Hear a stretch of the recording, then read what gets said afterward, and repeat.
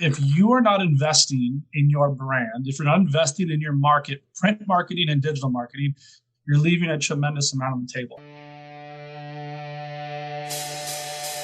From ReminderMedia, this is Stay Paid, a sales and marketing podcast on a mission to help you close more deals and retain more business. Hosted by the VP of Marketing, Josh Stake, and ReminderMedia's president, Luke Akery. So get ready to hear the golden nuggets that will allow you to live a life of freedom tomorrow, but only if you take action today. Welcome to another episode of Stay Paid. Luke, how are you doing, man? I am successfully staying paid out there, ladies and gentlemen. Wow. Yes. Well, maybe. I don't know. You know, I was at a mastermind, say that weird. I don't know why I said that weird. I was at a mastermind this morning that I'm a part of. And it's like, you always think like, okay, I'm doing well. And then you get around other people that are doing better. And you're like, crap, man, F. Like in a good way, like it's like really good. It's kind of referencing back to our episode with Kevin Harrington of mentors and all that good stuff. Like you got to get around people. You really truly are. What is it? Jim Rohn says you're going to be the average of the 5 people around you. Yeah. Because they set the temperature on your life. They set the temperature on the room. And if they're hotter than you, you're going to naturally elevate it, right? And so it's just always a good reminder that there's always a better version of you out there. Absolutely. And that is why we have our guest today.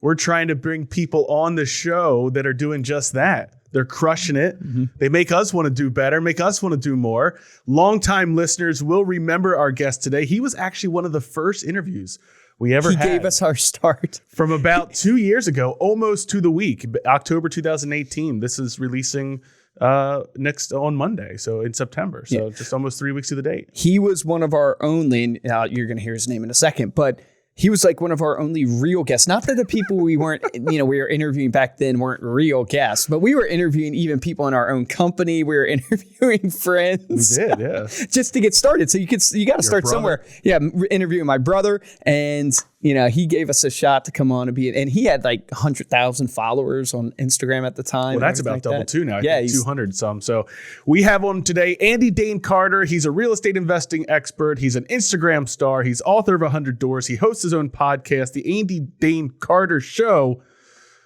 Welcome, brother. Thank you so much for having me on again, gentlemen. First and foremost, I'm super proud of you guys. Most people, they start a podcast, they say they're going to do it, they invest in all this stuff and gear, they have these huge hopes and dreams, and by about episode 11, they just stop. No, that's so true.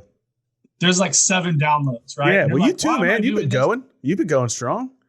Yeah, and but that's the whole thing. Like, you have to give yourself enough runway to win, and you guys have come so far in 2 years, and I'm super proud of you guys. Nah, thanks, man. It is crazy, like, how you have to get through that mindset of 7 downloads and 2 of them being you and the other being your mom. And your mom, your dad, yeah. But it's like, it's literally everybody. And like, I don't know where we're at today by the time this episode releases, but like we hit 29 on Marketing Top Podcast on Apple Podcasts, which is like crazy, which is amazing to think about. But it is kind of that pushing yourself. And I think that's kind of a good theme because I want you to give an update of what's been going on in your life.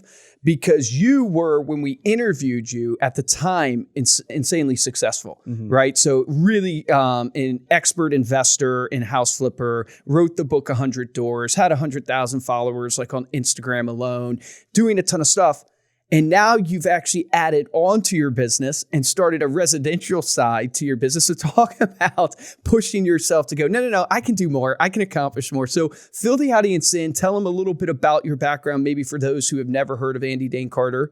And then, kind of where you've come over the last 2 years and now this venture into doing residential real estate as well as investing.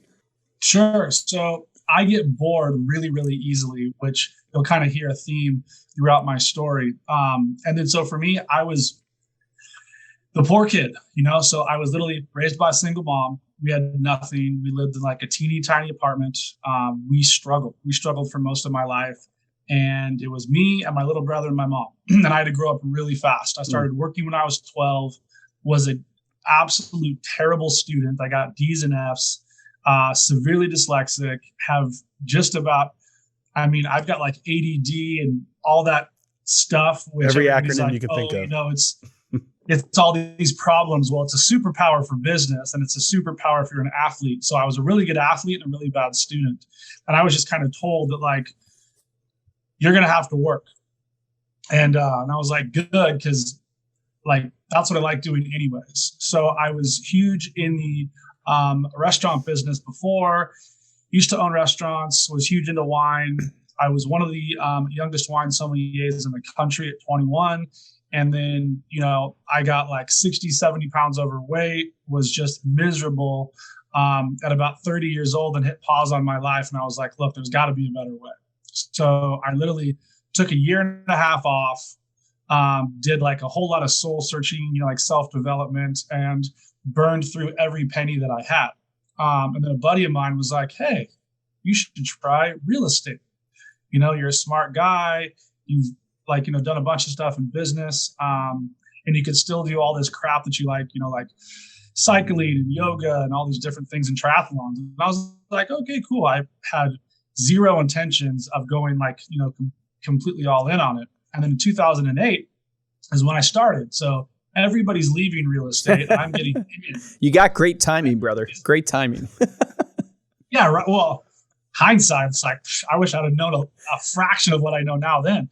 But it was just nuts because so many people were like, good luck, the wine guy's going to go do real estate. And that's kind of like, that's just what I needed to hear, someone just to kind of tell me that I couldn't do it. And then I went all in, we flipped hundreds and hundreds and hundreds of houses. We were doing about 150 a year. Wow. And then that model moved into more of like buy and holds. We started to do more ground up construction, small lot subdivisions.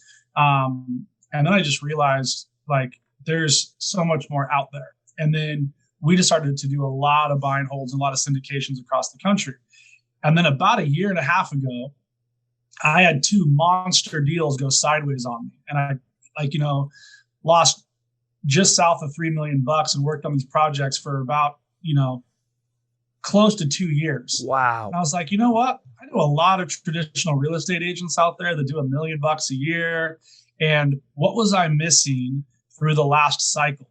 And I was missing, a team, a big team. And I was missing like a whole bunch of soldiers. And I was trying to figure out how I could do it better.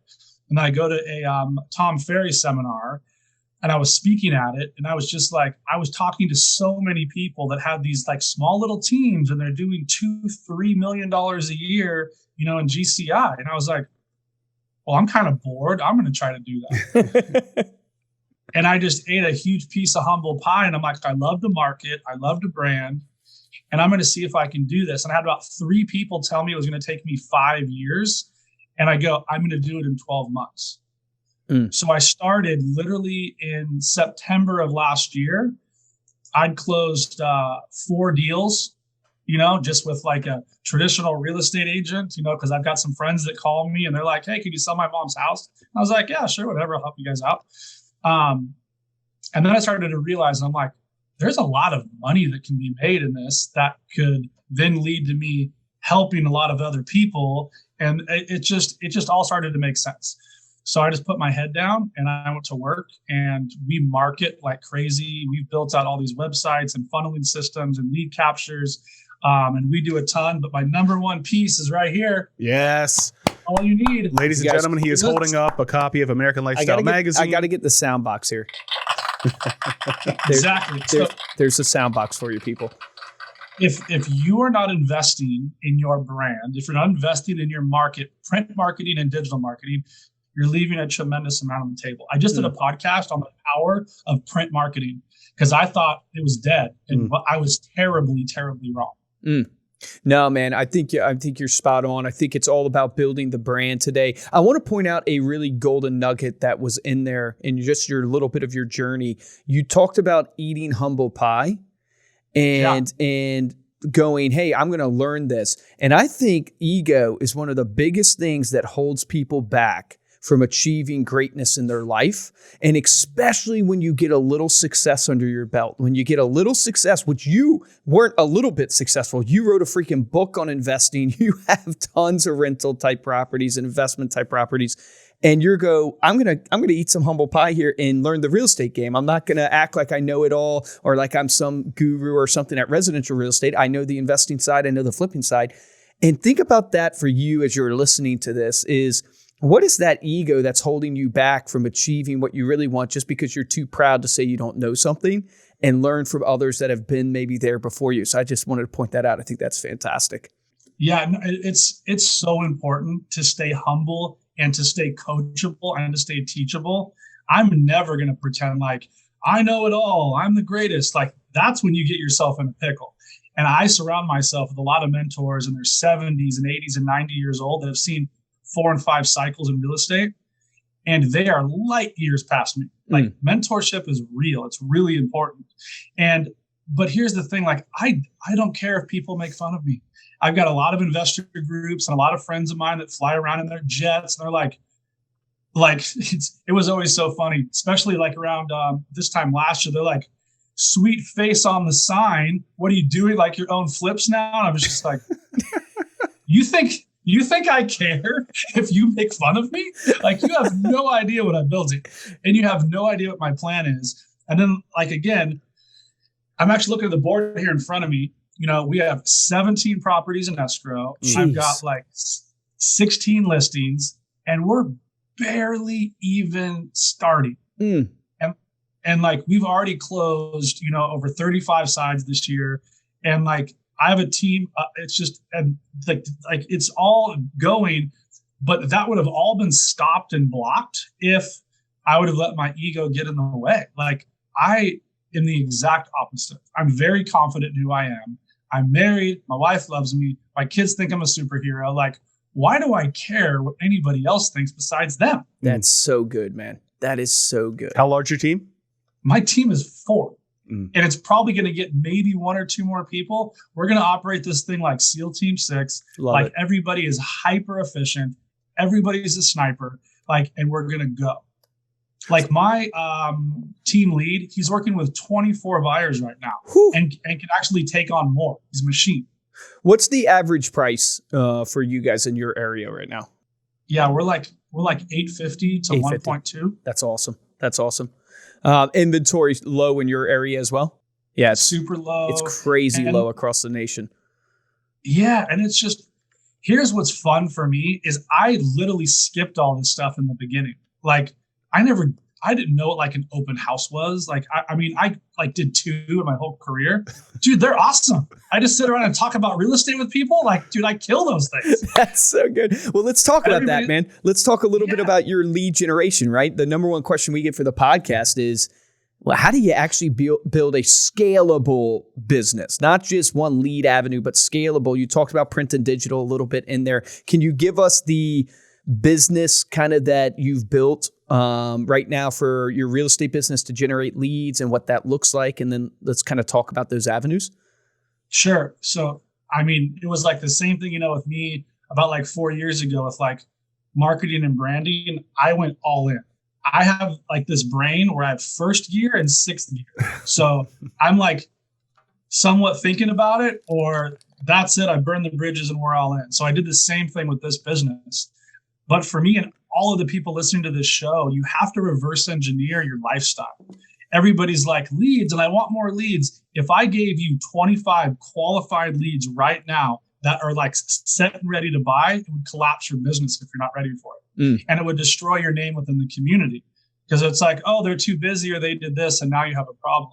Everybody wants more leads, but have you put the systems in place to nurture those leads like correct? Lead follow-up is 1,000 times more important than lead generation. And I'm sure you guys have kind of touched on that. Leads are super important. There's a million ways to get them, but it's what you do with them once you have them. And for me, this is all new and this is all fun and it's all like customer service. Business is customer service. That's it. So as long as you can just have the customer first, have the client first, have the investor first, you're going to win. So for us, a ton of Facebook. Facebook has never been easier to run ads ever in history. Yep. They even have a lead gen ad. Like, get out of here. Like, if you're not doing that, you're just blowing it. Same thing like Google. this teeny tiny company where you can get hyper micro focused on your particular farm or neighborhood, and you buy keywords in those zones, should probably do that. It's not that expensive. But having you out there is like the local expert, like all the stuff that Tom talks about, that's real. Like if you can go to Starbucks and someone says, hey, I loved your video on Facebook about that house, you've won. That's it. It should happen to you once a week. We do a ton with mailers, a ton. I spend like just under $15,000 a month in just mailers. That's incredible. Those work. When this whole thing hit with COVID, I went bananas. I tripled all of our print budgets because I knew that people were going to be home like it was 1950 opening mail again, because that would be like something that they could do for the day because they're stuck at their house. And then they're sitting there on their phone and they get my Facebook app. And then they go to their mailbox and they get my magazine from ReminderMedia. Like it's this 24/7 touch points. And then you go out to your porch and my people have a door knocker thing. They're like, dude, this guy's everywhere. Yes. And that's what I started to hear from my peers. You're crushing it, Andy. Your branding is everywhere. That's the only feedback you want. And then you have to have enough time, right? Because I did a ton and it was crickets. Like it took like 4 to 6 solid months of blasting. And I'm like, I'm doing something wrong. And then it hit. And then it was like a waterfall. Man, everybody listening to this, rewind that. Rewind that little part right there, because here's what happens, because we do marketing. I mean, this is what we do. People pay us to do marketing for them. And what we see over and over again is what you just talked about, is they go balls to the wall and they spend a bunch of money for 2 months and then they stop because they go, I'm just getting crickets. I don't hear anything. I didn't get anything right away. And they stop. And I keep telling business owners, you are slowly spending your way out of the business because you're not committed to the campaigns that you're doing. And what you're touching on is really marketing at its essence. What you're trying to do is build a brand. I always give people the example of like Tesla, right? When I say electric cars, people think Tesla, even though I think Tesla doesn't sell the most electric cars right now. But Elon Musk and Tesla have owned that brand. Like, how do you become the Tesla of real estate in your community, the Tesla of financial advising, if that's what you do in your community? And the only way to do it is through holistic marketing. You got to be on their Facebook pages. You got to be in their mailbox. You got to be on their door. They got to see you on a yard sign. And this is why all the cumulative of that adds up to where people go, hey, I see your stuff all the time in Starbucks. And that's what will get people to buy. What is the stat? 70-something% use the first consumer? It's just over 70. Yeah, just over 70% choose the first business that pops into their mind. Then it's like 29% chooses the second and 1% chooses third or more. So if you're not first or second, you're lost. You're not first or last. Yeah.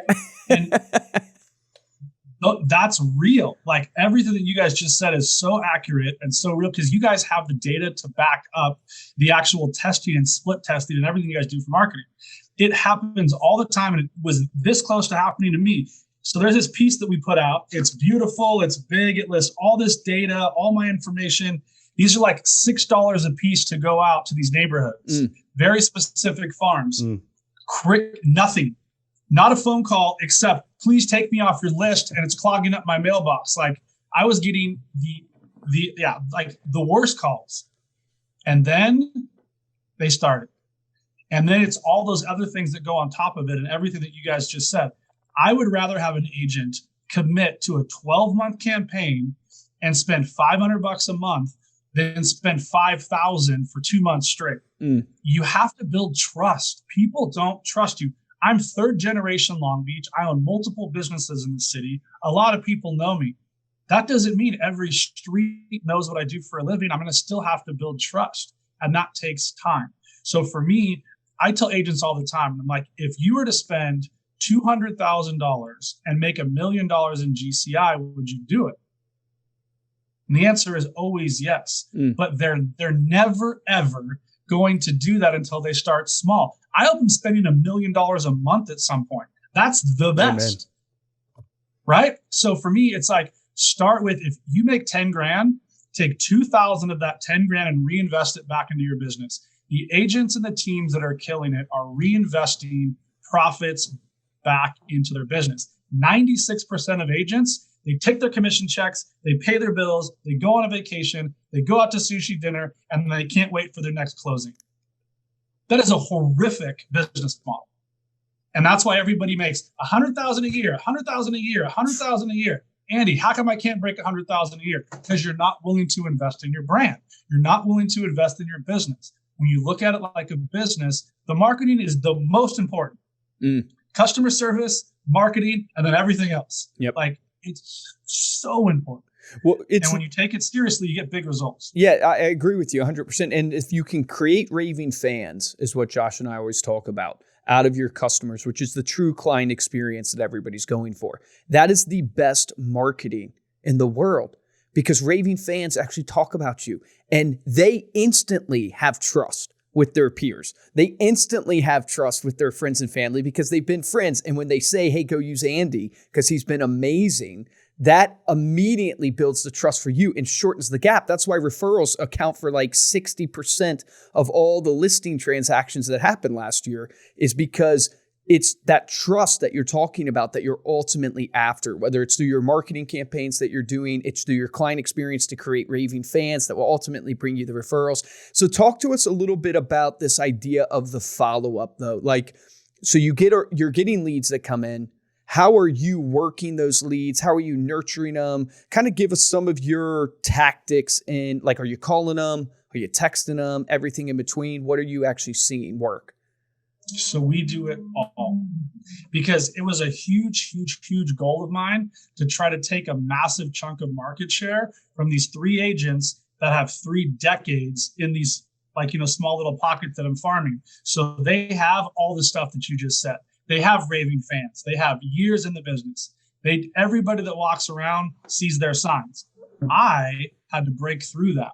The only way to break through that is to be louder.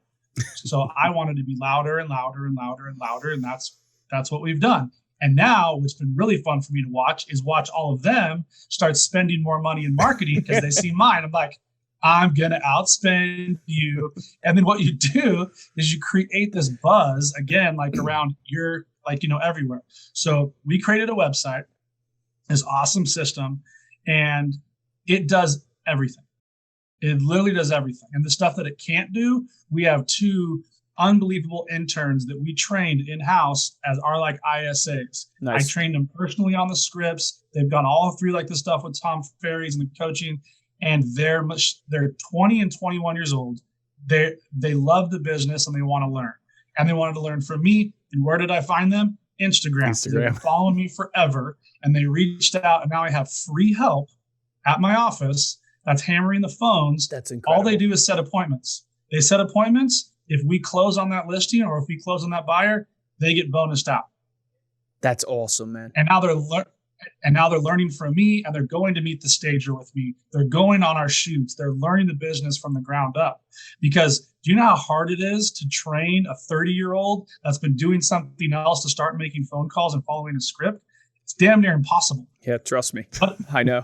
yeah, I'm sure. But like a super hungry 19-year-old that'll just do what they're told, it's amazing. And then they get filtered through the team lead. So for us, everything is basically ran through the print mail or through Facebook, Instagram, YouTube ads, but everything runs through the website. So it's a search-specific website. Okay. And then and that's where we capture you. And then you go into our lead system. The system is called Sierra. I'm sure you guys have probably heard of it. Mm-hmm. I recommend it to everybody. I think that's what Joshua Smith uses. Am I wrong about that? Is Joshua Smith? Probably. I'm like an affiliate for them. Nice. I absolutely love the company. Yeah. Great owners. Super, super, super progressive. But what's rad for me is everything is automated. Somebody clicks the Facebook ad. Yeah. It literally drops them in. We get their name, phone number, and email. Instantly get a voicemail from me. 10 minutes later, they get a text message from me. 20 minutes later, they get an email. Everything's automatic. That's and massive. It happens for 10 straight days.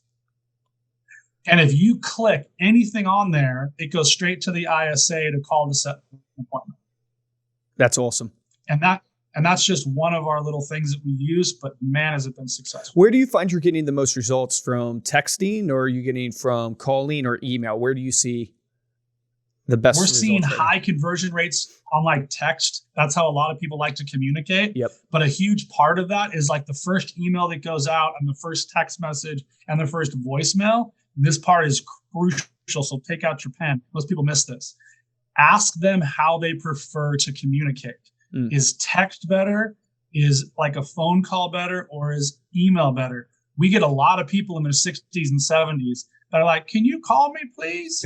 And I call and I'll talk to these sweet old ladies or these sweet old guys for 20, 30 minutes. And then I find out they own 6 properties in the city and they want to sell 4 of their duplexes because half of their tenants stopped paying because of COVID.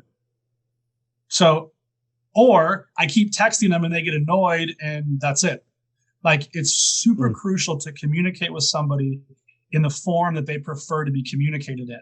It takes a little bit of time, but then it's way more personal. Yeah.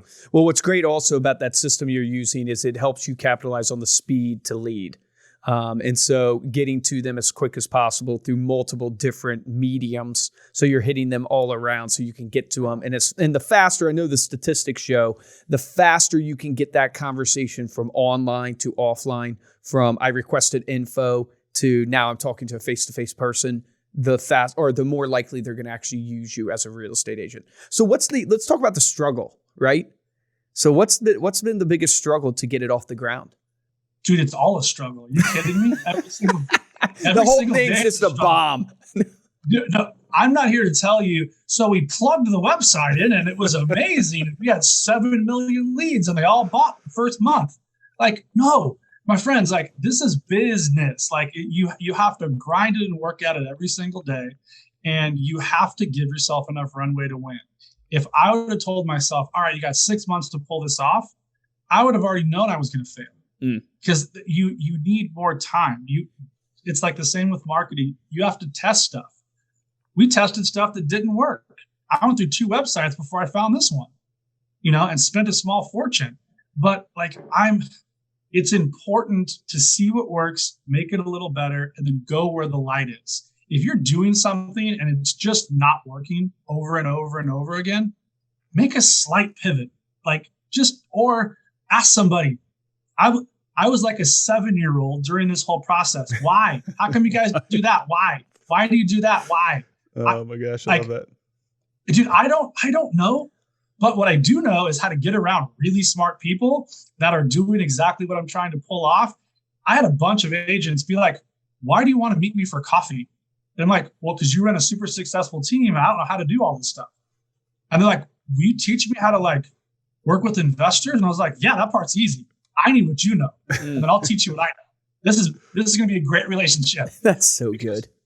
Yeah, because my friends, there's so much value in you just telling yourself as a traditional real estate agent that you're an investor first. You'll start finding deals. You'll start finding properties that you might be able to flip personally. You'll start to be able to wholesale. If you could wholesale 6 or 7 deals a year, that could cover your entire marketing budget. There's time to do more. There's always time to do more. So there's always a struggle. Plus, everything that you do, you're going to be really crappy at in the beginning. Really crappy. So if you don't give yourself enough time to work through some of those emotions and some of those failures, you're going to lose. And then you're going to blame Facebook. And then you're going to blame ReminderMedia. They didn't send my postcards out enough. It has nothing to do with the marketing company. Zero. Zip. It has to do with your effort to be consistent with it. Just like working out. You don't go to the gym, do 300 crunches and leave with a 6-pack. It's daily dedication to your business. If this is a side hustle for you, that's fine. Treat it like a side hustle. If this is a full-time deal and your family's whole world depends on this and you're giving it 30%, shame on you. Wow. Dude, mic drop. Yeah. Literal mic drop. I'm going to kick the mic over on the floor right there.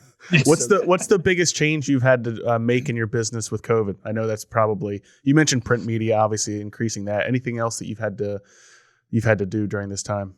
Yeah, a ton. So we stopped doing, which was my favorite part, about a year ago, couldn't do open houses. I crush open houses. I'll put out those signs myself. I'll talk to neighbors. You're like a kid in a candy store. You love them. It was great. This is all new to me. This was fun. I'm out there sweating, whatever.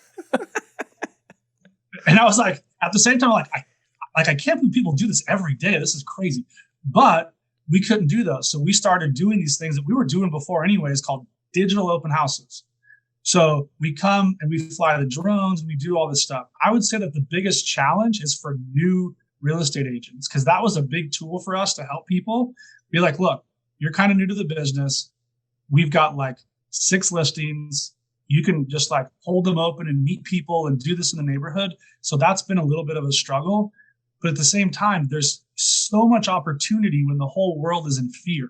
When everybody's afraid and you can just be of service and help, it makes a big difference to your brand, especially if you're new and you're just going out to help people. Or if you're old and you have a really seasoned business and you're just trying to help, that's a good move for branding.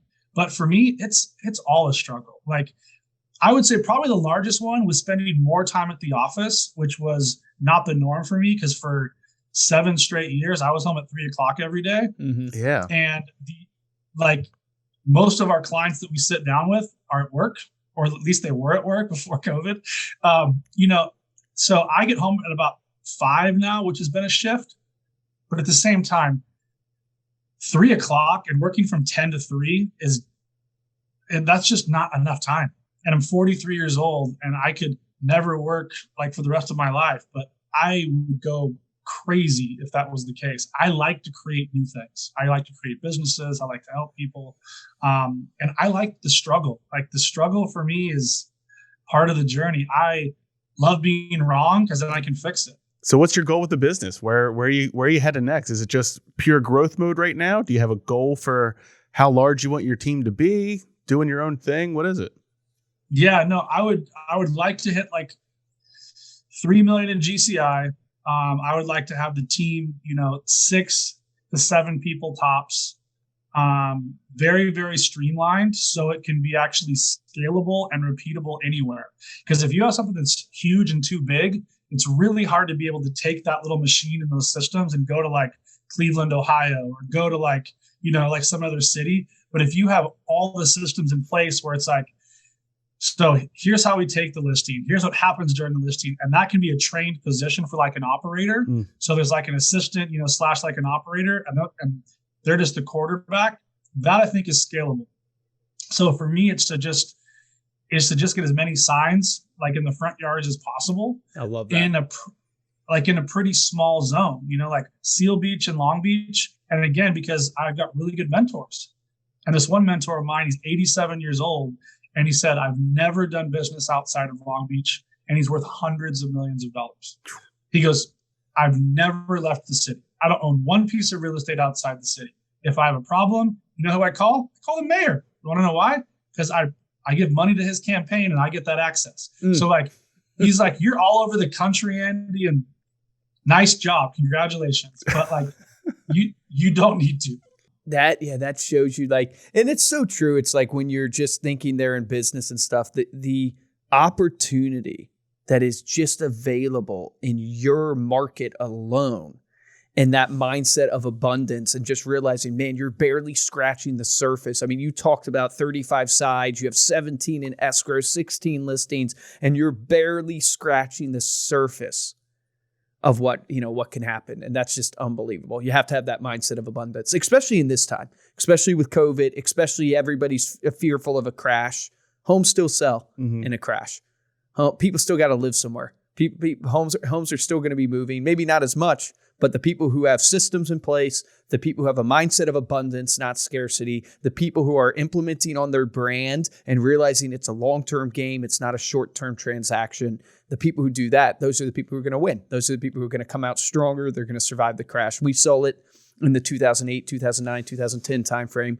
We saw the people who survived and thrived during that time and the people who failed. And it's the ones who executed on those things. It's amazing.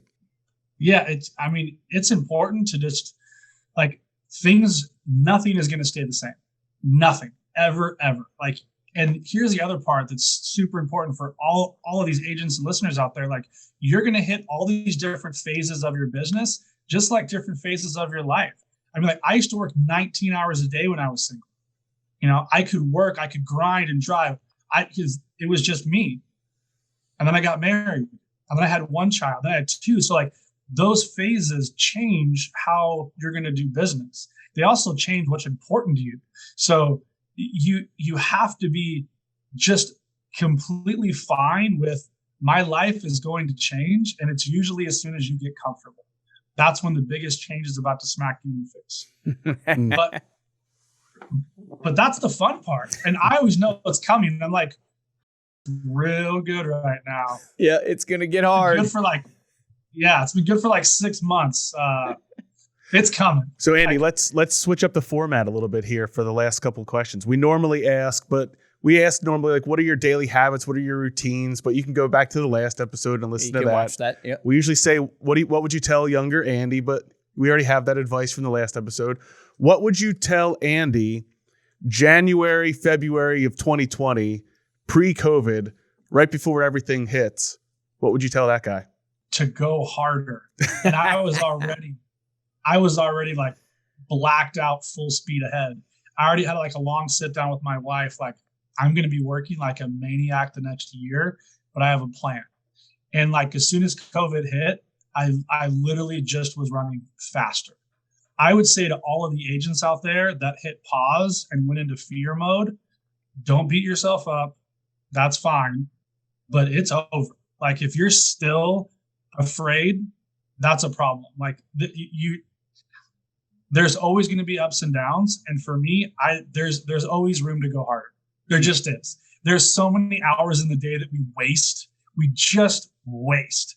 And there's ways to go harder. So for me, it's always usually the same answer: go harder until I go so hard that it starts to burn me out. And then it's the opposite conversation. It's look, Andy, it's time to slow down a little bit. You've created some really cool stuff. How about we sit and enjoy it?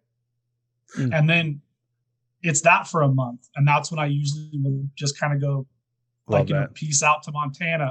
And then I come back, fully charged and fully refreshed. But being self-aware is really important. And like, I love Gary Vee and like, but that's real. Like, you need to know yourself. I don't want to work, 20 hours a day with a wife and kids like him, but he would literally go insane if he didn't. Yeah. And I'm kind of the same way. I have to know myself in these cycles of like, which part of the cycle that I'm in, especially in business. There's either like the growth phase, there's the stabilization phase, there's the please don't go out of business phase, there's the rebirth phase. So you have to be hyper aware of what phase you're in, and not like delusional around. They're like, everything's going to be just fine. Well, then why are you crying?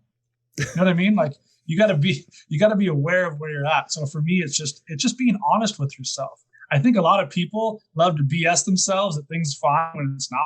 So, and then the same on the flip side. It's the meme of the dog sitting there with the flames all around him saying, everything's fine. Everything's okay. Everything's fine. Now, Andy, man, thank you so much for coming back on the podcast. I love talking to you. I mean, not only are you a huge inspiration, but you are one of those people that just give the value and don't really expect anything in return. So thanks again so much for coming on. Before we close out, how can people follow you? Yeah, I'm super easy to find. It's just my name. Andy Dane Carter, like the show, the podcast. I do a lot with Instagram, and I spend about an hour in the morning and about an hour at night, and just replying to DMs. And I leave huge long messages and voice notes. I'm truly here to help and to be of service. Because again, like, I've been through a lot of business ups and downs, and sometimes just a little bit of like the right advice at the right time can really make a huge, huge difference to somebody. So I pay attention to all my followers. They all mean the world to me.